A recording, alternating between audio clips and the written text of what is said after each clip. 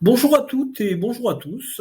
Je suis avec vous aujourd'hui pour parler de la QVCT, donc quelques définitions également, et également de l'accompagnement surtout que le service de prévention et de santé au travail peut vous proposer dans ce cadre de la QVCT. Donc d'abord, je vais vous présenter le service. Le SSTI 33 est un service de prévention et de santé au travail. C'est une association locale d'entreprises de la Gironde, avec bien sûr maintenant des équipes pluridisciplinaires de professionnels de santé au travail, secrétaires, infirmières en santé au travail, médecins du travail, ergonomes, psychologues du travail, donc une équipe très variée et une ressource essentielle pour les entreprises et les salariés qui sont donc confrontés dorénavant à cette obligation réglementaire. C'est une obligation de moyens qui a été créée par la nouvelle loi, donc de réaliser des actions de prévention et pour les salariés d'œuvrer dans le sens du maintien en emploi.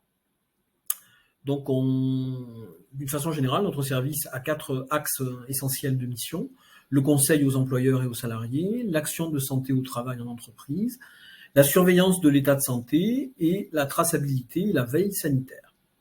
Alors, quelques chiffres pour nous situer un petit peu dans les fourchettes des autres services. Le SSTI 33 assure le suivi de 80 000 salariés. Il comporte 8 centres médicaux fixes et environ 70 collaborateurs. Alors, d'abord, comme je vous l'avais dit, on va revoir un petit peu les définitions. Donc, anciennement, on parlait de QVT, c'est-à-dire de qualité de vie au travail, et aujourd'hui, on parle de QVCT, qualité de vie et des conditions de travail. Donc, un petit rappel sur un ANI. Un ANI, c'est un accord national interprofessionnel.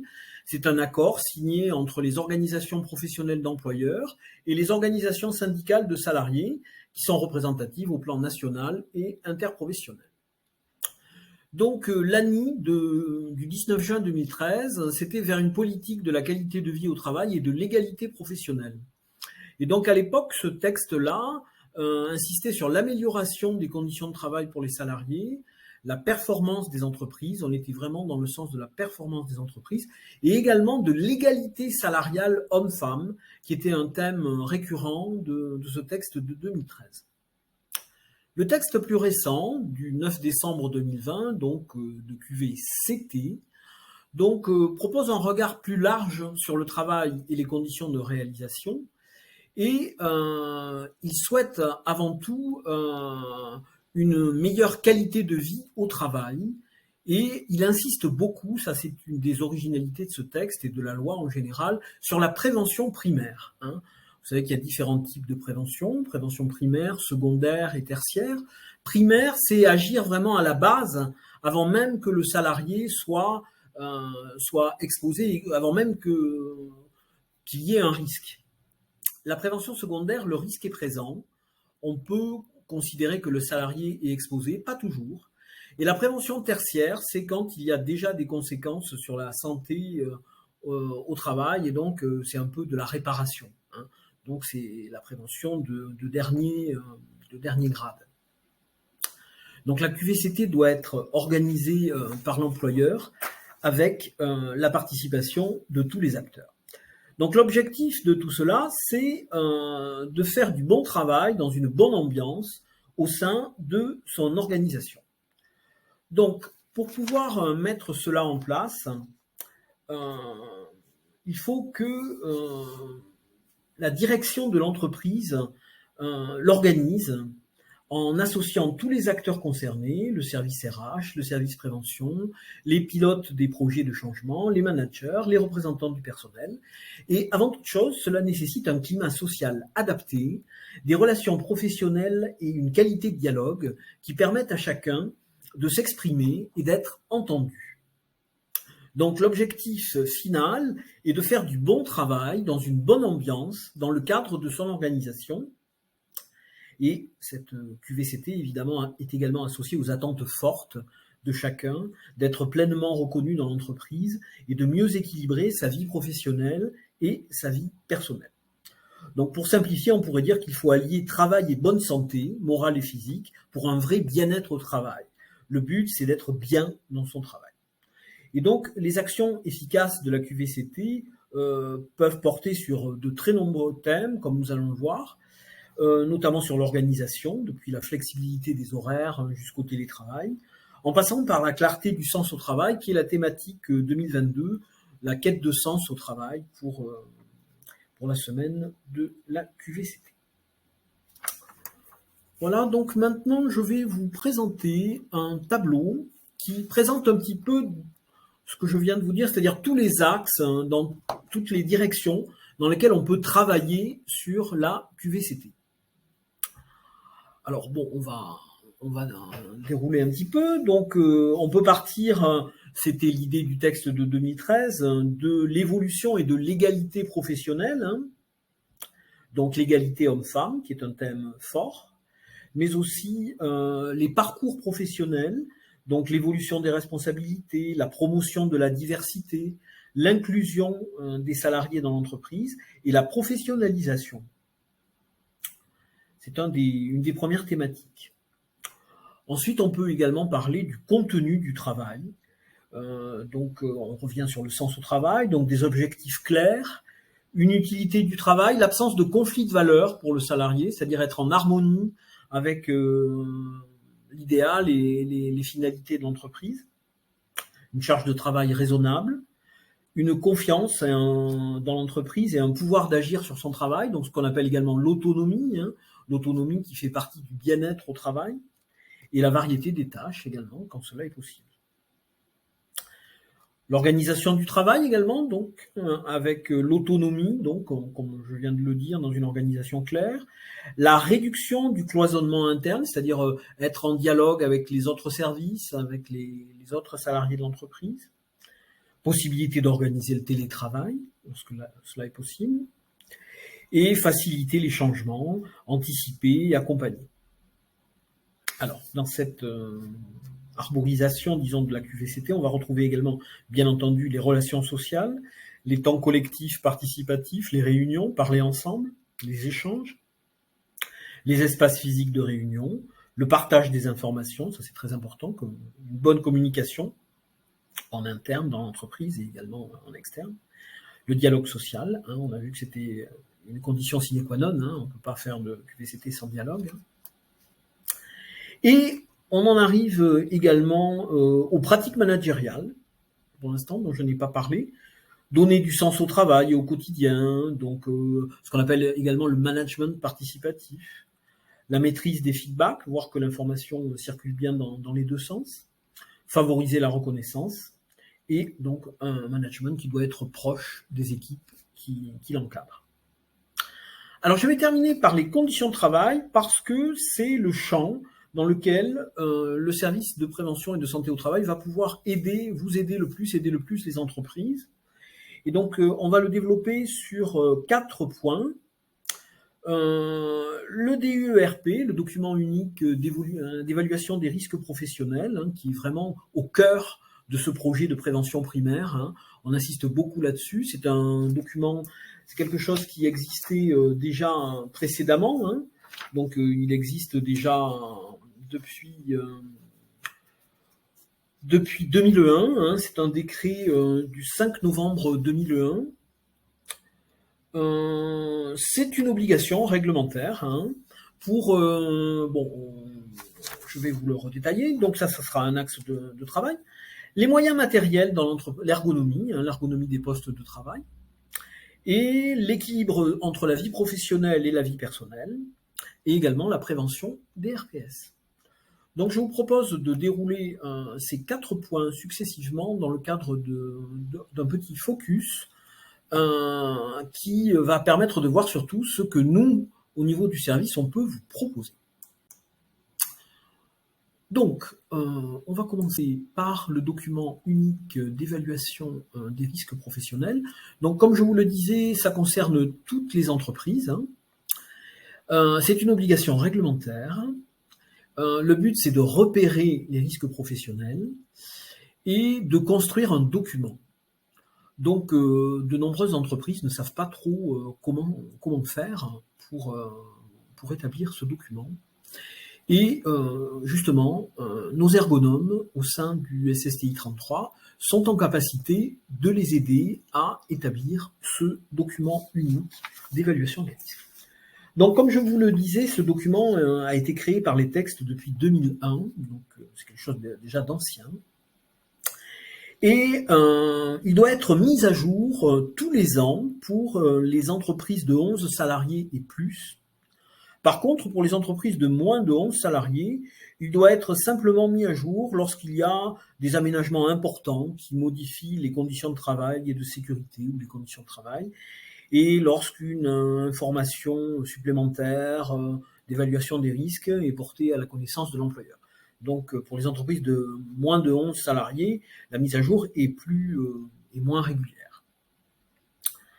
Donc, son but, eh bien, c'est de recenser les risques. C'est déjà d'abord de diviser l'entreprise en unités de travail, puisque le but, c'est de coller le plus possible à la réalité de l'entreprise. Il faut identifier les risques à chaque poste de travail, au poste de travail, classer les risques de façon à les prioriser, à définir des priorités, identifier et proposer des mesures de prévention, et planifier les nouvelles mesures de prévention. Donc ça, c'est très important puisque on insiste là-dessus. Pour les entreprises de moins de 50 salariés, le DUERP doit permettre d'établir un plan d'action, donc un programme, un plan. Et pour les entreprises de plus de 50, c'est carrément un programme annuel de prévention. Donc plan d'action pour les moins de 50 et programme annuel de prévention pour les plus de 50. Donc c'est un document officiel qui doit être tenu à la disposition des travailleurs, du personnel et même des anciens salariés pour les versions en vigueur durant leur période d'activité dans l'entreprise et sur la partie concernant leurs expositions. Ça doit être mis également à la disposition des membres du CSE, de la commission santé et sécurité et conditions du travail. Également du service de prévention et de santé au travail, c'est-à-dire de nous, de l'inspection du travail, mais aussi d'organismes extérieurs qui peuvent le demander, notamment la CARSAT, les organismes et instances des branches professionnelles, l'INRS, l'ANACT, et les intervenants en prévention des risques professionnels, les IPRP, enregistrés auprès des directions régionales, les DREETS.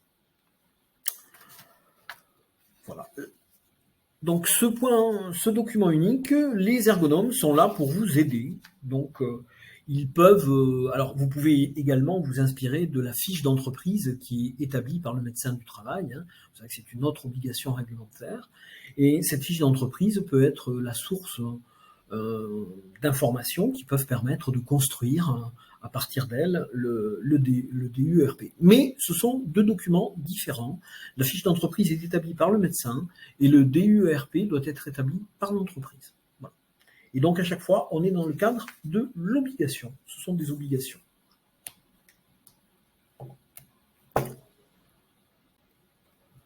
Ensuite, le service de santé au travail va vous aider à également faire la prévention des risques professionnels, donc prévention collective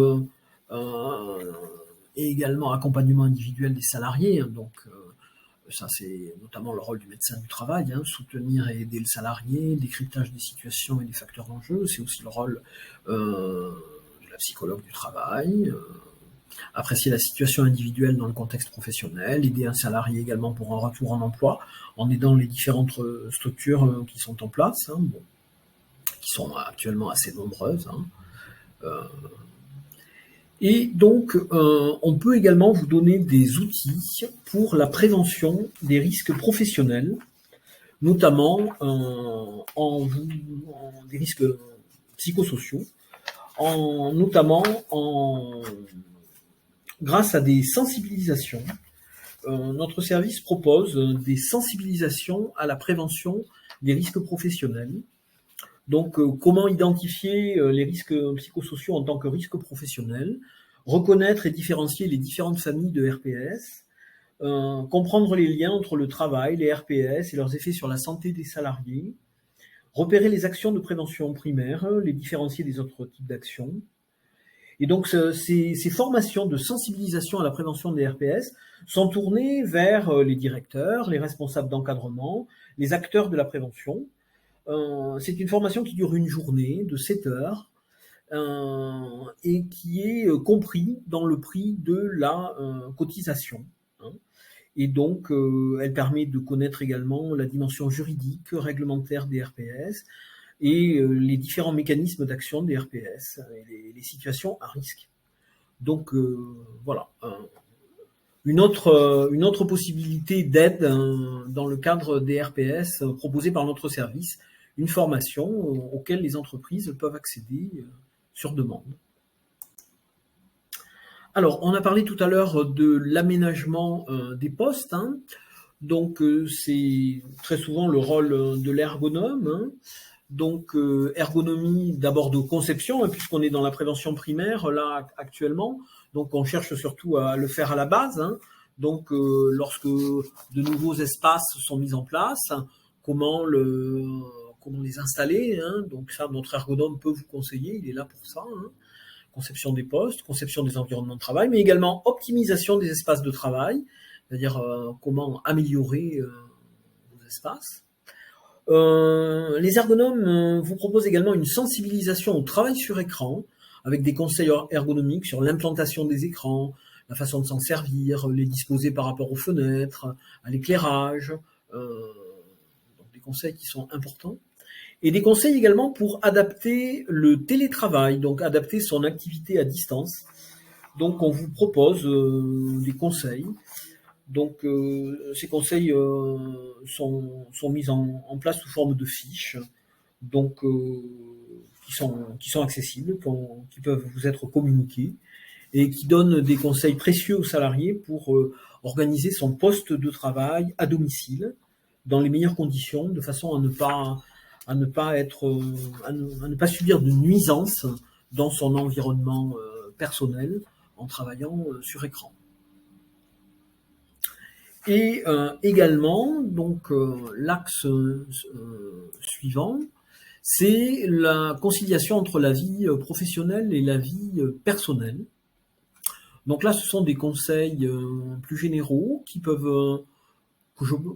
m'arrive de donner à la visite médicale, hein, donc sensibiliser les salariés à l'équilibre vie privée et vie professionnelle, hein, faire des activités sportives, respecter des temps de pause, respecter le temps de sommeil. Hein. Également, donc, comme je viens de le dire, l'organisation du télétravail et aménagement des horaires. Certaines entreprises également proposent des plages horaires flexibles, donc ce qui peut permettre aux salariés de mieux organiser leur vie personnelle en fonction de leur vie professionnelle. Voilà, donc le but de ce web, c'était de vous présenter donc la QVCT et surtout donc sous l'angle de tout ce que le service de santé au travail peut vous proposer. Donc vous pouvez retrouver l'ensemble des programmes d'action de sensibilisation sur notre site www.ssti33.org. Vous pouvez aussi revisionner les webinaires sur notre chaîne YouTube. Et donc, n'oubliez pas, mieux vaut prévenir que guérir.